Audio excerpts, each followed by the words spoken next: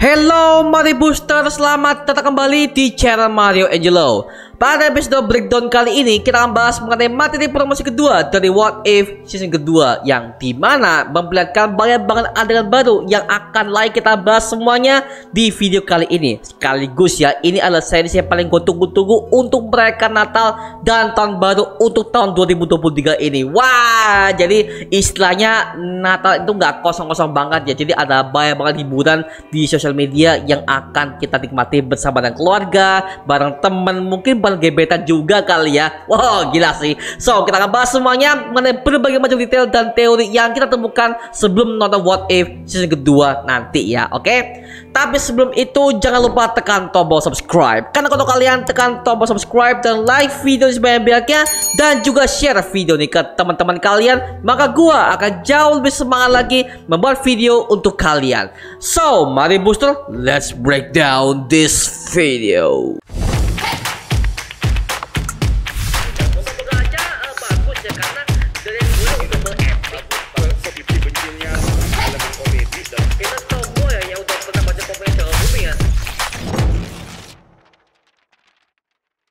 Oke, kita awali dengan logo Marvel Studios yang dimana tanpa background merahnya sudah berubah seperti tampilan komik, dan juga ada beberapa transisi animasi yang ada di belakang logo Marvel Studios ini ya, yang menandakan bahwa series ini akan berformat animasi. Nah, detail ini ternyata sudah terungkap bahwa orang yang ada di sebelah The Watcher selama ini yang udah kita perdebatkan di trailer pertama kemarin ternyata adalah Peggy Carter alias Captain Carter, yang dimana tampilannya masih sama ketika yang udah kita lihat pada season pertama kemarin ya.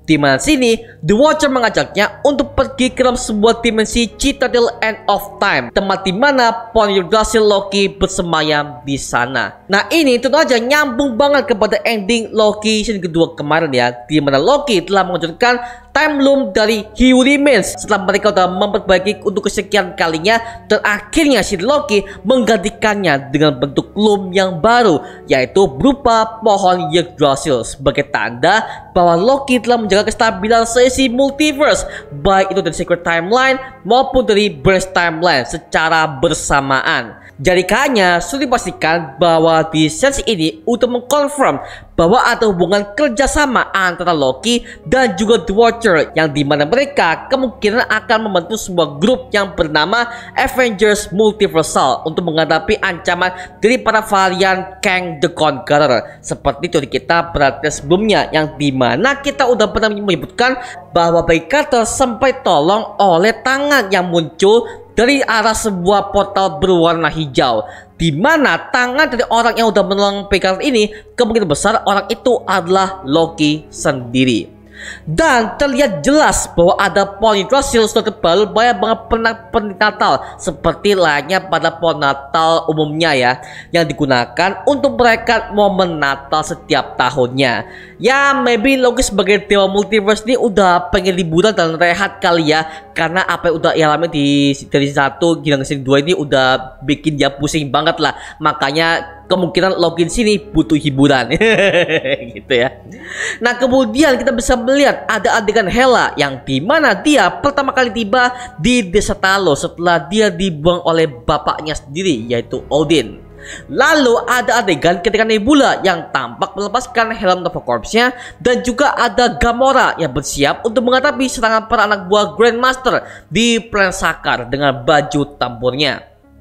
Lalu ada Thor yang kemungkinan ini adalah Thor versi Avengers tahun 1980-an ketika dia akan bersiap untuk menghadapi Peter Quill yang sudah tersegi oleh Ego the Living Planet. Serta ada Tony Stark yang masih memakai pakaian senior kelasnya sambil menatap miniatur Avengers Tower yang berada dalam sebuah bohlam salju di depannya. Seperti yang sini, Tony Stark akan menerima sebuah panggilan darurat dari Nick Fury bahwa ada kasus yang dimana kasus ini akan melibatkan semua para tim Avengers di tengah kejadian Natal. Dan mungkin ini adalah cuplikan dari episode ketiga yang berjudul What If Happy Hogan Saved Christmas. Lalu kita beralih ke adegan Scott Lang yang dimana terlihat di sini bahwa dia masih pakai kostum Ant-Man-nya. Tapi bedanya adalah kostum ini tampak seperti kostum pada abad pertengahan. Dan juga terlihat ada beberapa orang yang terlihat bersulang di sekelilingnya dengan memakai pakaian ala-ala cowboy, dan mereka semua nongkrong di sebuah bar. Nah, sepertinya ini ada cuplikan dari episode ke-8 yang berjudul Marvel 1602, yang dimana episode ini akan menampilkan para super Marvel, yang dimana akan menceritakan bagaimana jika kalau para Avengers sudah eksis sejak tahun 1602 dan mereka akan mengadaptasi dari versi novel yang pernah ditulis oleh Neil Gaiman dengan judul yang sama. Kemudian kita beralih ke adegan countdown dengan bertuliskan Hulk a Smashing sambil memperlihatkan Hulk dengan rambut panjangnya dari era Marvel 1602, yang dimana dia terlihat sini dia sedang berlatih bersama dengan para tentara Asgardian di dalam ruangan yang sama ketika Ant-Man dan Captain America sedang adu pedang di versi trailer pertamanya kemarin. Lalu ada penampakan Howard the Duck, yang dimana terlihat sini dia membawa sebuah senapan besar yang akan digunakan untuk menembaki lawan di hadapannya. Sepertinya penampakan Howard the Duck ini akan muncul sebagai koleksi Grandmaster pada episode kelima, yang nantinya akan menceritakan kalau Tony Stark akan melakukan penyerangan kepada Grandmaster di planet Sakaar ya. Nah, sebenarnya ini sangat berbanding terbalik dengan pada versi Secret Timeline, di mana pada versi MCU aslinya Howard the Duck udah pernah tampil sebagai bagian koleksi dari The Collector yang udah pernah tampil dalam film Guardians of the Galaxy volume pertama, dan juga dia udah pernah tampil secara full di What If season pertama episode kedua, di mana dia udah pernah mengobrol dengan T'Challa yang udah menjadi anggota Ravager.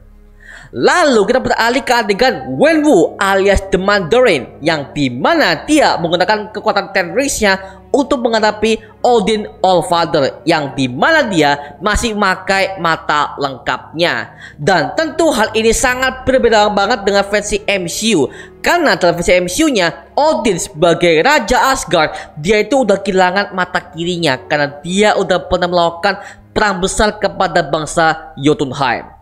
Jadi besar kemungkinan dalam timeline alternatif ini Odin masih belum melakukan pertempuran melawan bangsa Jotunheim, atau mungkin bisa jadi hal itu gak akan terjadi sama sekali ya, yang kemungkinan besar bahwa Odin dan Jotunheim ini gak akan pernah bertempur, sehingga hubungan Asgard dan Jotunheim ini gak ada konflik sama sekali ya. Mungkin seperti itu.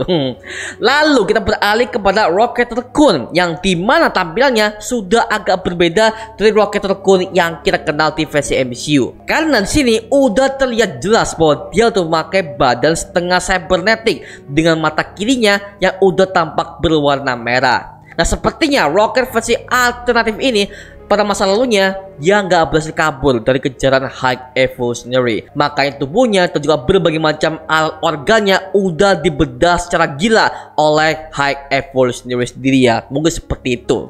Kemudian kita diperkenalkan sosok superhero baru yang akan tampil perdana dalam What If season kedua kali ini, yaitu bernama Kahori, yang merupakan superhero yang akan mendapatkan kekuatannya dari letakan Tesseract dari suku natif Amerika Serikat, yang dimana hal itu akan tampil dalam episode ke-8 What If Kahori Reshape the World. Nah, sebenarnya dengan tragedi ledakan Tesseract ini udah pernah kita lihat pada Carol Danvers alias Captain Marvel di era tahun 1990-an. Nah, ketika si Carol ini udah terkenal ledakan Tesseract ini, dia akhirnya mendapatkan kekuatan yang sangat luar biasa, dengan dia bisa menembakkan semua berbagai macam energi kosmik, dan juga dia nggak terkalahkan sama sekali. Tapi masalahnya adalah dia gak bisa tembus ke berbagai macam multiverse Marvel. Nah, ini tentu sangat berbeda banget dengan efek yang akan diterima oleh Kahori nanti, dimana katanya Kahori bisa menembus ke berbagai macam multiverse Marvel dengan tubuh fisiknya, sama halnya dengan kejadian America Chavez yang bisa berpindah-pindah multiverse dengan tubuh fisiknya, sama halnya yang kita lihat pada film Doctor Strange in the Multiverse of Madness kemarin. Karena sepanjang trailernya Kahori ini akan terlibat kolaborasi dengan Captain Carter untuk menghadapi sang Mad Titan Thanos dalam salah satu episodenya nanti ya. Karena di scene ini kita masih belum tahu ini akan terjadi pada episode berapa. Mungkin ya.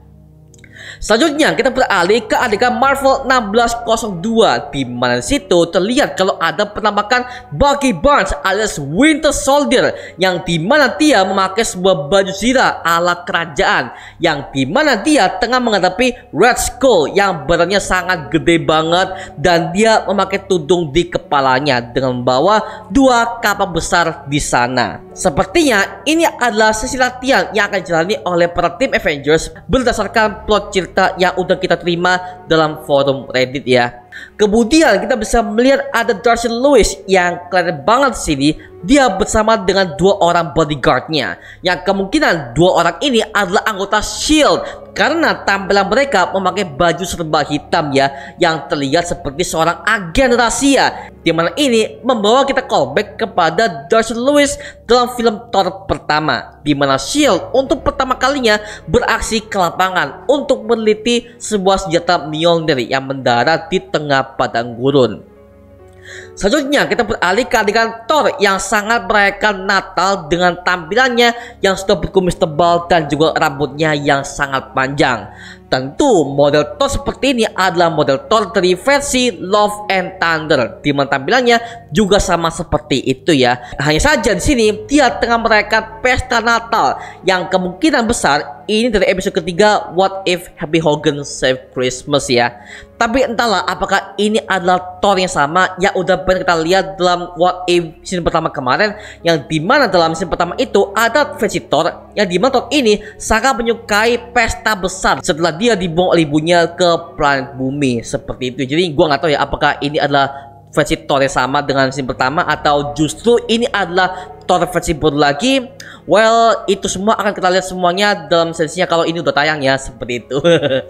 Selanjutnya ada penampakan Kahori kembali, yang dimana dia tengah mengangkat beberapa hewan mamut raksasa dengan kekuatan Tesseract yang ia miliki, yang dimana ini sudah setara banget dengan Captain Carter dengan kekuatan kosmiknya, yang dimana dia bisa mengangkat berbagai macam benda berat hanya dengan 1 tangan saja, yang dimana ini sudah diperlihatkan dalam film The Marvels kemarin ketika dia udah menyelamatkan berbagai macam bangsa Skrull dari cengkraman Dar-Benn.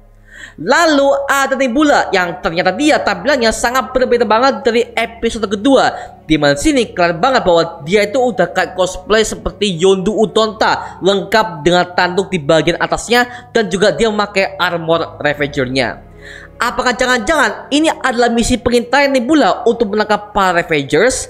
Karena kita tahu bahwa misi utama Nova Corps sebenarnya adalah untuk menangkap semua para bandit yang ada di galaksi kan, terutama dengan level Ravager yang dikenal udah menjadi buronan nomor 1 selain Ronan the Accuser saat itu ya. Makanya sini kayaknya Nebula akan melakukan penyamaran untuk mencari sebuah informasi di kalangan para Ravager nantinya.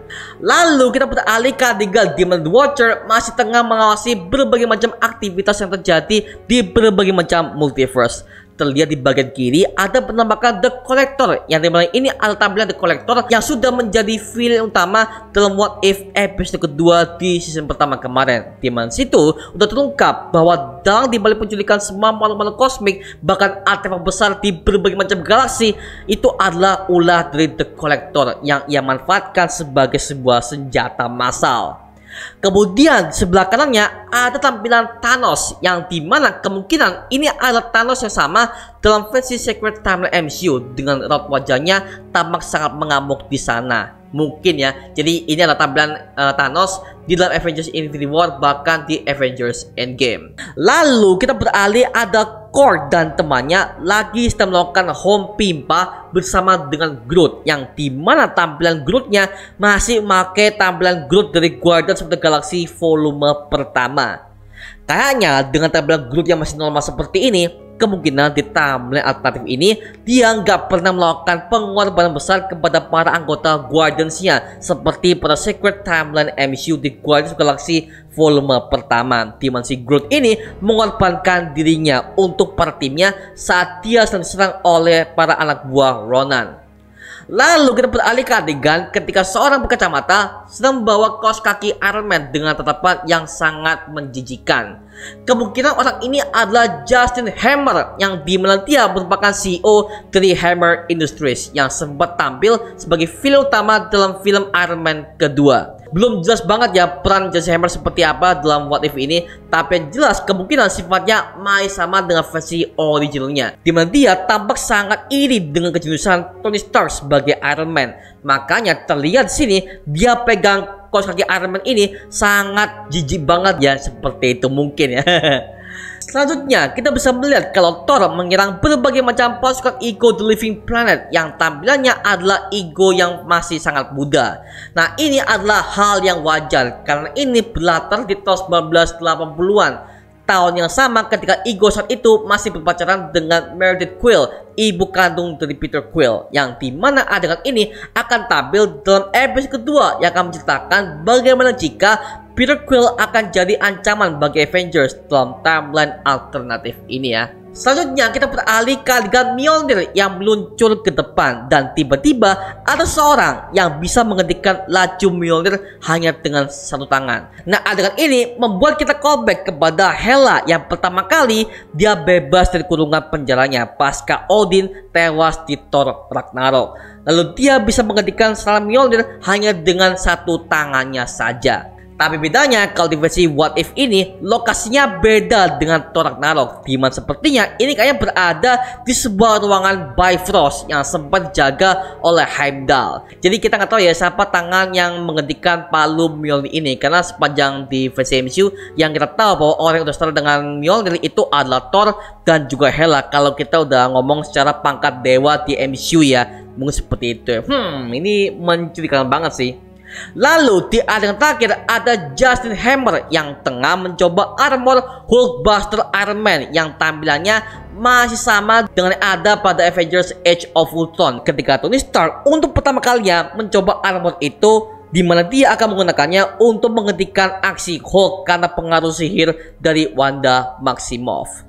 Dan armor ini juga pernah tampil di perang besar Wakanda melawan Thanos dalam film Avengers Infinity War, yang dimana armor ini digunakan oleh Bruce Banner saat dia nggak bisa berubah sama sekali menjadi Hulk setelah Thanos sudah membuat dia serangan jantung ya. Dan kayaknya di sini Justin Hammer akan melawan Thanos di hadapannya, karena terlihat di hadapan Hulkbuster ini ada sosok botak dengan kaos singlet ala The Corbusier dan juga ada tangan besarnya. Fix dia akan melawan Thanos di sini yang lokasinya masih belum jelas berada di mana. Lalu trailer ini ditutup dengan logo What If season kedua yang siap tayang perdana di Disney Plus Hotstar pada tanggal 22 Desember tahun 2023 mendatang. Oke, itu cuma mengenai breakdown trailer kedua dari What If season kedua yang makin kesini makin asik dengan adegan baru yang ditampilkan. Dan udah jelas ini akan nyambung kepada series Loki season kedua dan tema multiverse saga yang udah diangkat oleh MCU sejauh ini. Oke, nah sekarang giliran kalian. Kalau kalian menemukan teori atau kalian menemukan detail yang gak gue sebutkan di video ini, tulis aja di kolom komentar di bawah dan kita bisa diskusi bareng seperti biasanya, oke? Itu aja mengenai video kalian, coba like, comment, dan subscribe untuk mendukung gua sama video mendidik dan menghiburkan semua. Karena gua janji sebisa mungkin gua akan buat video seperti ini lagi untuk kalian. Dan jangan lupa follow semua sosial media kita di Instagram, Twitter, TikTok, bahkan Spotify kita ya. Linknya untuk gue share di kolom deskripsi di bawah, karena di situ kita juga update beberapa konten terbaru buat kalian.